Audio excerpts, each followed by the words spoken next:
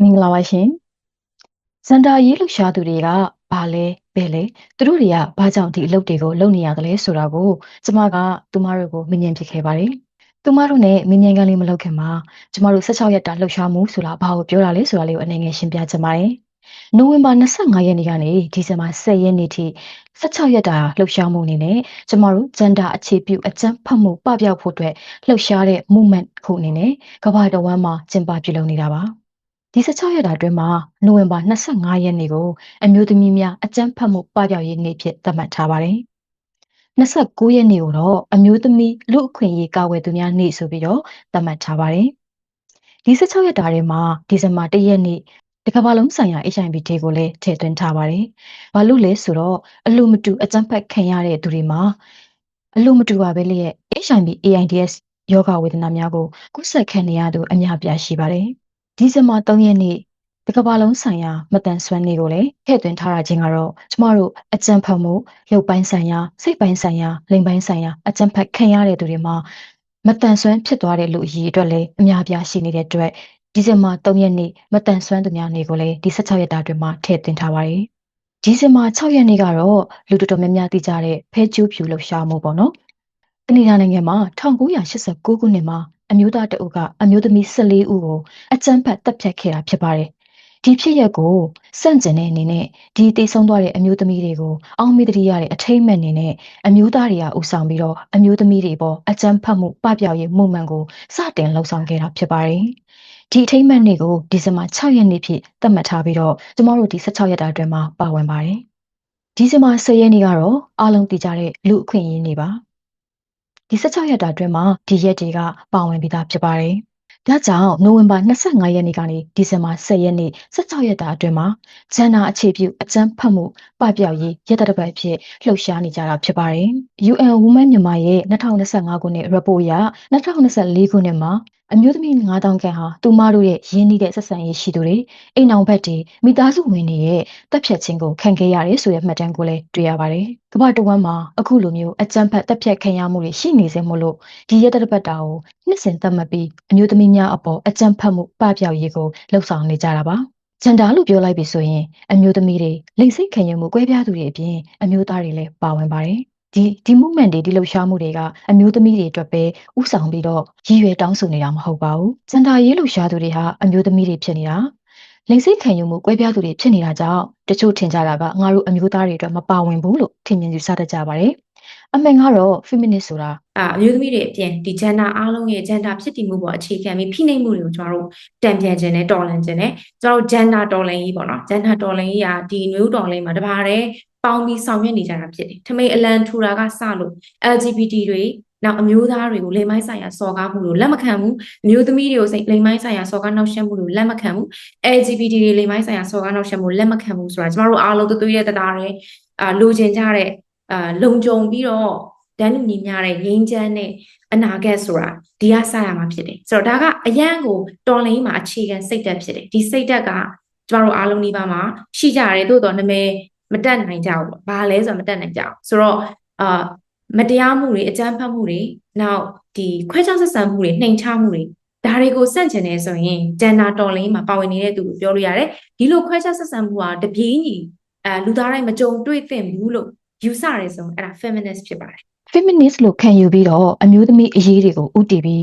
patriarchy လို့ခေါ်တဲ့ဖိုဝါဒကိုစန့်ကျင်စိန်ခေါ်ခဲ့တဲ့အမျိုးသားတွေကမ္ဘာမှာအများကြီးရှိခဲ့ပါတယ်။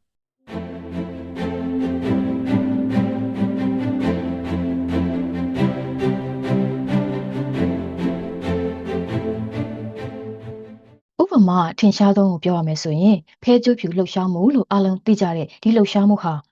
အမျိုးသားတွေကဥဆောင်ပြီးတော့အမျိုးသမီးတွေအပေါ်အကြမ်းဖက်မှုကိုစန့်ကျင်တဲ့လှုပ်ရှားမှုကိုစတင်လှုပ်ဆောင်ခဲ့တာဖြစ်ပါတယ်။မြန်မာနိုင်ငံမှာလည်း feminist လှုပ်ရှားမှုတွေကိုလူပုဂ္ဂိုလ်အနေနဲ့မဟုတ်ပဲအဖွဲ့အစည်းတွေအနေနဲ့အမျိုးသားတွေစုစည်းပြီးတော့လှုပ်ရှားဆောင်ရွက်ခဲ့တာတွေရှိခဲ့ပါတယ်။အခုလို feminist အရေးဂျန်ဒါအရေးလှုပ်ရှားသူတွေဟာခေတ်အဆက်ဆက်မှာလွယ်ကူခဲ့တာတော့မဟုတ်ပါဘူး။တရားမျှတမှုရဖို့ဂျန်ဒါပေါ်အခြေတည်ပြီးတော့ခွဲခြားဆက်ဆံမှုမရှိဖို့တန်းတူခွင့်ရရှိဖို့စ조사တိုက်ပွဲဝင်ရင်အသက်တွေပေးဆက်ခဲ့ရတဲ့သူတွေလည်းအများပြားရှိခဲ့ပါတယ်။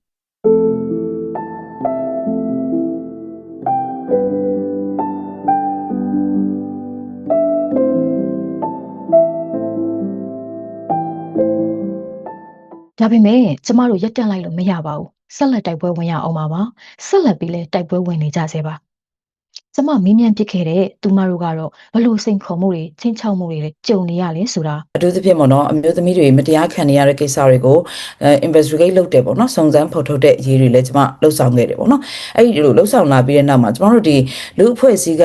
နားလည်လက်ခံထားတဲ့သူတို့နေရာပေးခြင်းတဲ့ဟိုဘယ်လိုခေါ်မလဲအခင်းချင်းလေးရပါတော့အရန်သေးနေတယ်ဆိုတော့ဗောနော်အရန်နေပါနေတယ်ဆိုတော့ကျွန်မမြင်လိုက်ရတယ်အဲ့ဒီအချိန်မှာကျွန်တော်တို့လူနည်းစုတွေကထွက်လာပြီးတော့ဥမာ social media ပေါ်မှာအမျိုးသမီးတွေအကြမ်းဖက်ခံရပါတယ်ဘယ်လိုကိစ္စတွေဖြစ်ပါတယ်ဆိုတာမျိုးပြောလို့ရှိရင်ကျွန်တော်တို့ဒီဥမာဘယ်လိုခေါ်မလဲဆိုတော့ for example လေးတစ်ခုနဲ့ကျွန်မရှင်းပြရင်ပိုကောင်းပါလိမ့်မယ်ဗောနော်ကျွန်မဒီ2024ခုနှစ်လောက်မှာရေခဲတိုက်ထဲမှာပိုင်ရှင်မဲ့အလောင်းဖြစ်နေတဲ့အမျိုးသမီးတယောက်ရဲ့သတင်းကိုကျွန်မစုံစမ်းဖော်ထုတ်ခဲ့တယ်။အဲ့ဒီအချိန်ကတော့ကျွန်မတူးတဲ့လှုပ်ရှားတဲ့အနေနဲ့စုံစမ်းဖော်ထုတ်ခဲ့တာပေါ့နော်။အဲ့လိုစုံစမ်းဖော်ထုတ်တဲ့အချိန်မှာဘယ်လိုတွေကြုံရလဲခါကြတော့တော်လန်ရေးကျွန်မတို့ဒီတော်လန်ရေးခေါင်းစဉ်အောက်ကိုဝင်လာတဲ့အကြောင်းအရာတွေဖြစ်တယ်ပေါ့နော်။ဘာကြောင့်ဆိုတော့ကျူးလွန်သူဒီတော်လန်ရေးဘက်ကဒီတော်လန်ရေးလက်နက်ကိုင်တော်လန်ရေးတဲကလက်နက်ကိုင်ထားတဲ့ရဲဘော်တူဖြစ်နေတယ်ပြီးတဲ့ရဲဘော်တူဖြစ်နေတယ်ပေါ့နော်။အဲ့ဒီခါမှာကျွန်မအနေနဲ့ဘယ်လိုမျိုးစိန်ခေါ်မှုတွေတိုက်ခိုက်မှုတွေကျွန်မကြုံရလဲဆိုတော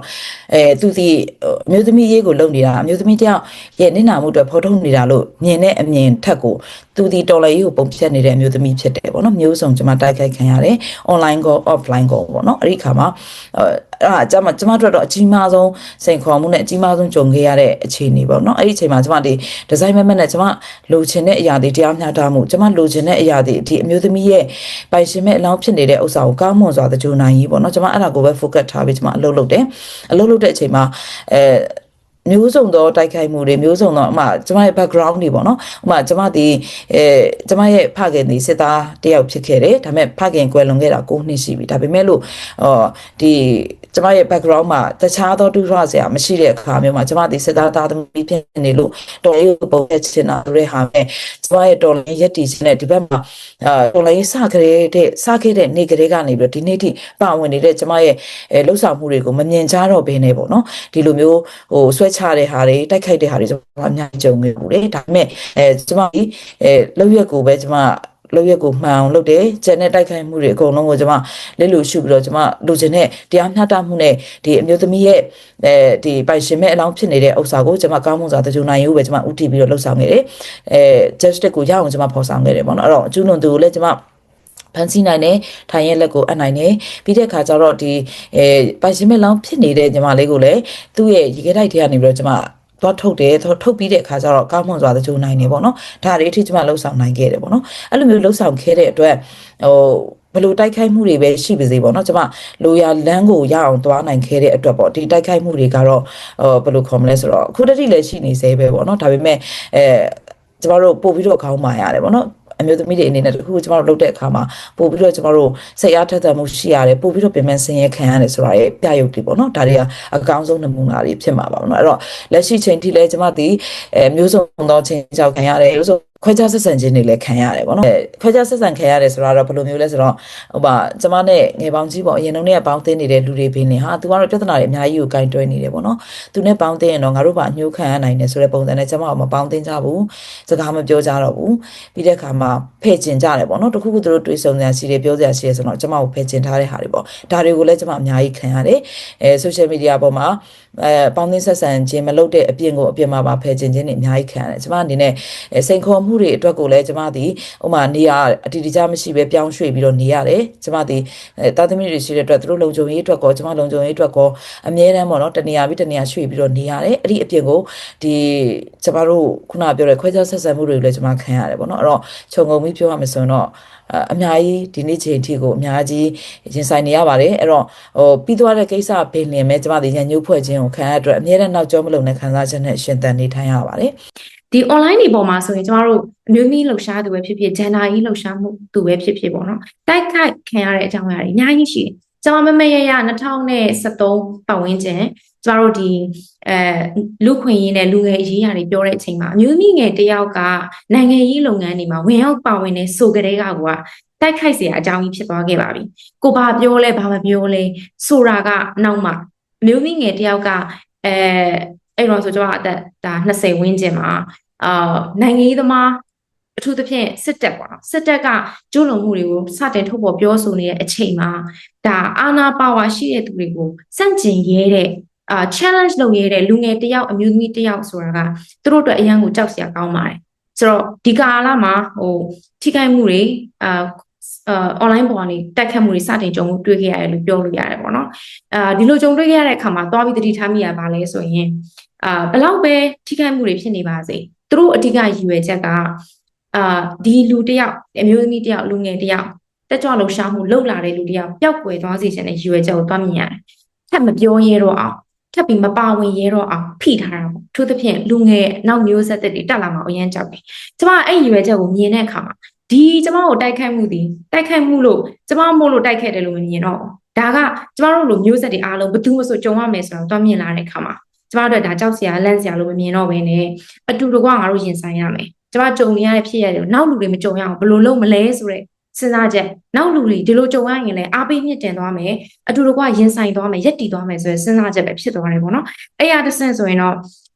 ့ဒီနောက်ဆက်မှုတွေကိုကျမရင်ဆိုင်ရဲသွားတယ်အတွေ့အကြုံကိုပြောရမှာပေါ့နော်တခါကြုံရတယ်လန့်မသွားဘူးလက်မသွားဘူးရှေ့ဆက်တယ်နောက်တစ်ခေါက်ကြုံရတယ်ကျမပို့ပြီးနားလည်လာတယ်နောက်တစ်ခေါက်ကြုံရတယ်အရေးထူသွားပြီနောက်တစ်ခေါက်ကြုံရတယ်ကျမတနာသွားတယ်ကျမတို့တိုက်ခဲ့တဲ့သူတွေကျမရဲ့ပြောဆိုမှုတွေကသူတို့ထိခိုက်စေပါလားပြောဆိုမှုတွေကသူတို့နာကျင်သွားစေပါလားဒီလိုနာကျင်မှုဟာသူတို့လိုနေတဲ့သူတို့အနာရဲ့လိုအပ်နေတဲ့ဆေးဆိုတာကျမသွားမြင်ရတယ်ဆိုတော့အမှန်တရားတိုင်းပြောရမယ်မှားရင်မှားတဲ့အတိုင်းထုတ်ပြရမယ်ဆိုတာကျမတို့အခြေခံလူခွင့်ရေးသမားတယောက်ရဲ့ခံယူချက်ဖြစ်တယ်ပေါ့နော်အဲ့တော့ online ပေါ်တိုက်ခတ်မှုကတော့မျိုးစုံရှိရယ်ဆဲတာရှိရယ်ကျမတို့ပုံတွေကိုအတူပြုလုပ်ပြီးတော့ဖြန့်တာတွေမကောင်းတဲ့မိမတယောက်အနေနဲ့ပုံဖော်တာတွေကျမထင်တယ်ကျမရှိရမျိုးဆက်တွေစီနီယာမျိုးသမီးတွေလည်းမြောက်များစွာတော့တိုက်ခတ်မှုအထူးသဖြင့်ဒေါအောင်ဆန်းစုကြည်နိုင်ငံရေးလုပ်ငန်းကိုလှုပ်ဆောင်နေဆိုတဲ့အမျိုးသမီးတယောက်အနေနဲ့နှစ်ပေါင်းများစွာသူ့ရဲ့ character ကိုတက်ဖြတ်မှုစစ်တပ်ကကျူးလွန်ခဲ့ဒါပေမဲ့တကယ်သူ့ရဲ့အာဏာပါဝါကိုရပ်တန့်နိုင်လားဆိုမရပ်တန့်နိုင်ဘူးဒါဒီသမားတို့တန်နမူနာကောင်းဖြစ်တယ်အမျိုးသမီးတယောက်အနေနဲ့တိုက်ခိုက်လိုက်ယုံနဲ့ကျွန်တော်ပျောက်ကွယ်သွားစရာမလိုဘူးပို့ပြီးတော့မှကျွန်တော်တန်မာလာရမယ်ပို့ပြီးတော့မှစူးစီးလာရမယ်ဆိုတော့စဉ်းစားချက်ကိုကျွန်တော်သွားရတယ်ပေါ့နော် military coup ပြီးရဲ့အချိန်မှာအာဏာသိမ်း2021 ဖေဖော်ဝါရီပေါ့နော်အာဏာသိမ်းပြီးနောက်ပိုင်းမှာမှဒီနိုင်ငံရေးဒီတက်ကြွလှုပ်ရှားသူတွေပေါ့နော်အထူးသဖြင့်အမျိုးသမီးတွေကိုမှဘယ်လိုအမျိုးသမီးလဲဆိုတော့ political activist တို့ဘာလို့ဆိုလို့ရှိရင်ပို့ပြီးတော့သူကတက်ကထားခံပြီးတော့ဒီ online မှာပဲဖြစ် offline မှာပဲဖြစ်ချင်းချောက်ခံရတာတွေရှိရဲအဲ့ဒါမျိုးတွေကြုံရတယ်ပေါ့နော်ကျမတို့မှာတက်ဒေတာနကရှိရဲဒီမြန်မာ witness တို့ဘာလို့ကနေပြီးထုတ်ထားတဲ့ဒီ report တွေမှာလည်းကျမတို့တွေ့ရတယ်ပေါ့နော်ကျမတို့ဒီလစဉ်ထုတ်တဲ့ဒီ case တွေရှိရ data တွေရှိရအဲ့ဒီ report ကို share လိုက်တဲ့အချိန်မှာပဲကျမတို့ဒီအဲ့ဒီအကြောင်းအရာနဲ့ပတ်သက်ပြီးတော့ကျမအကောက်ကခဏပေါ့နော် report ထုတ်ခံရတာမျိုးတွေ online ပေါ်ကနေပြီးတော့ပေါ့နော်လာပြီးတော့စာနဲ့အဲ့လိုချိန်ချောက်တာမဟုတ်ဘူးဆိုပေမဲ့လည်းနှစ်ခါသုံးခါလောက်ကအဲ့လိုမျိုးပေါ့နော်ဖြစ်တယ် indirectly ပေါ့နော်တွဲဝက်ပြီးတော့ဖြစ်တယ်ပြီးတော့အဲ့ကိစ္စမတိုင်ခင်မှာလည်းကျမတို့တွေတခြားသော gender based ပေါ့နော် violence ဖြစ်တဲ့ကိစ္စနဲ့ပတ်သက်ပြီးတော့ကျမဒီ online ပေါ်မှာကျမကိုစားပြုပြီးတော့ဒီတုံးနေတဲ့အကောင့်ဆိုလို့ရှိရင်လည်းကြားရတယ်ပေါ့နော်ဆိုတဲ့အခါကျတော့ဒီ online ဒီ digital rights နဲ့ပတ်သက်ပြီးတော့လုပ်နေတဲ့ဒီအဖွဲ့တွေကတော့ပြန်ပြီးတော့ကူညီပြီးတော့ကျမကိုယူပေးရဆိုတဲ့အခါကျဒါတနည်းတစ်ပုံပေါ့နော်လာပြီးတော့လူချင်းဒီအဖွဲ့အစည်းတစ်ခုကပဲဖြစ်ဖြစ်လူတဦးတယောက်ကပဲဖြစ်ဖြစ်ဓာတ်ရိုက်လာပြီးချင်းချောက်တာမျိုးမဟုတ်ပေမဲ့လည်းဒါဒီကျမအတွက်ပေါ့နော်အမျိုးသမီးလည်းဖြစ်တယ်ပြီးတော့ဒီသူတို့အမြင်မှာ feminist gender rights activist women rights activist ဆိုတဲ့ဟာမျိုးနဲ့ပေါ့နော်သူတို့ online ham လာလုပ်နေရမျိုးဖြစ်တယ်ပေါ့နော် issue တစ်ခုခုပြောလိုက်ပေါ့နော် issue တစ်ခုခုပြောလိုက်တိုင်းpublic နဲ့တင်နေဆိုလို့ရှိရင်ကျမဒီ chat box ထဲကနေပြီးတော့လာပြီးတော့ပြောတယ်ဆေးဆိုတာကြီးခံရတယ်နင့်ကိုလည်းစမ်းကြည့်ကျင်လိုက်တာနင့်ကိုလည်းဟိုလိုလုပ်ချင်လိုက်တာဒီလိုလုပ်ချင်လိုက်တာစသဖြင့်ပေါ့နော် rape threat လို့ခေါ်မှာပေါ့နော်ဒီ rape threat တွေခံရတယ်အဲ့ဒါမျိုးကြီးရှိရပြီးခါကြလို့ရှိရင်တချို့ကိစ္စတွေမှာဆိုလို့ရှိရင်တော့ရှိနေရအောင်လာမယ်ပေါ့အင်္ဂလိပ်စာပေးပေါ့နော်လို့ဒါပြောမယ်ဆိုလို့ရှိရင်ရုပ်ပိုင်းဆိုင်ရာကျန်းဖတ်မှုအတွက်ချင်းချောက်ခံရတာမျိုးပေါ့နော်အဲ့ဒါမျိုးတွေကြုံခဲ့ရတယ်ပေါ့နော်တချို့တော့ဒီအခြေအနေတွေကတော့အပြင်မှာဖြစ်တဲ့အခြေအနေတွေဆိုလို့ရှိရင်လည်းဒါအနေနဲ့တော်တော်ရှိတဲ့အခြေအနေတွေလည်းရှိခဲ့ online ရမဟုတ်ပဲねလေ ထားပါကိုက sexual harassment ဟိုကိုကတိုင်လိုက်တယ်ဆိုလို့ရှိရင်ဒါ speak out ပထမဆုံး speak out လုပ်တာပေါ့နော် speak out လုပ်တယ်ဆိုလို့ရှိရင်လည်းဟာ attention ရှာလာပေါ့နော်အဲ့လိုမျိုးတွေပြောခံရတယ်အဲ့လိုသူများတွေခံနေရတဲ့ဟာမျိုးတွေကိုလည်းကိုကဒါ report လုပ်တယ်ဆိုလို့ရှိရင်လည်းနင့်ကိုမကြိုက်လို့နင့်ကိုမလုပ်လို့အဲ့လိုမျိုးပေါ့နော်ကိုကပဲတစ်ဖက်သက်ကြိုက်နေလို့အဲ့လိုမျိုးကိုပြန်လာမကြိုက်လို့ပဲတိုင်တယ်လို့ပုံစံမျိုးတွေအဲ့လိုမျိုးတွေလည်းပုံဖော်ခံရတယ်နောက်ပြီးတော့ပေါ့နော်အဲ့လိုဘာတော့သူတို့အဲ့တော့ပြောတဲ့စကားပေါင်းစမှုကြောင်တာပေါ့နော်စမှုကြောင်လို့ပေါ့နော်ကိုကlesbian ဖြစ်နေလို့အဲ့လိုမျိုးကိုကြိုက်တဲ့ကောင်မလေးကိုလာနှောက်ယှက်လို့ကိုကမကြည်နဲ့လို့ report လုပ်တယ်ဆိုတဲ့ပုံစံမျိုးတွေပေါ့နော်အဲ့လိုမျိုးတွေတော့အများကြီးပဲပြောဆိုခံရတယ်ပြီးတော့အဲ့လိုမျိုးကိုတက်လန်းနေပါလေဆိုလို့ရှိရင်လည်းအဲ့လိုမျိုးပေါ့လိုက်ပြီးတော့ဒုက္ခပေးရဲ့ဟာမျိုးပေါ့နော်အဲ့လိုတစ်ခုခုဆိုလို့ရှိရင်ကိုပေးမသွားတော့အဲ့လိုမျိုးတွေတော့ကြုံရတယ်